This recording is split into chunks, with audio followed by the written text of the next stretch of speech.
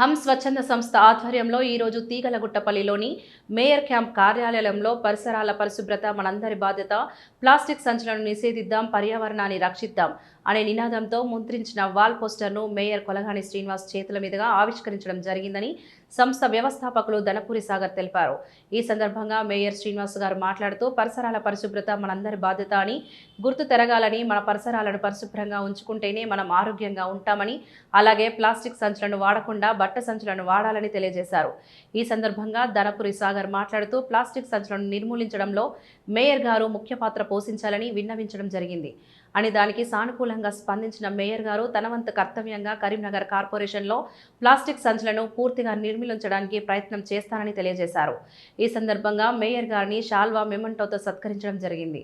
ఈ కార్యక్రమంలో సంస్థ వ్యవస్థాపకులు ధనపురి సాగర్, సంస్థ సభ్యులు డాక్టర్ గుండా శ్రీనివాస్, టి తిరుపతి, ఎం శేఖర్, ఎం శ్రీనివాస్ తదితరులు పాల్గొన్నారు.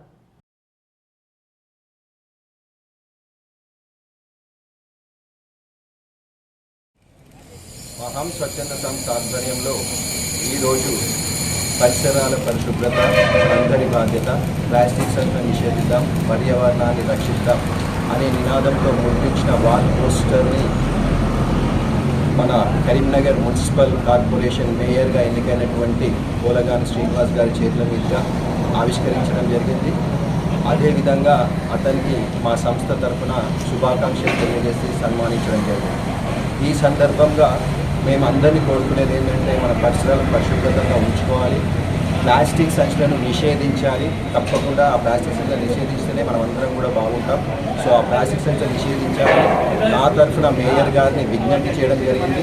మేయర్ గారు దానికి సానుకూలంగా స్పందించారు. సో ప్లాస్టిక్ సంచులను నిర్మూలిస్తే కానీ మన పర్యావరణానికి మంచి చేసిన వాళ్ళం అవుతాం. సో ఈ సందర్భంగా మనం అందరం ప్లాస్టిక్ సంచులను నిషేధించాలని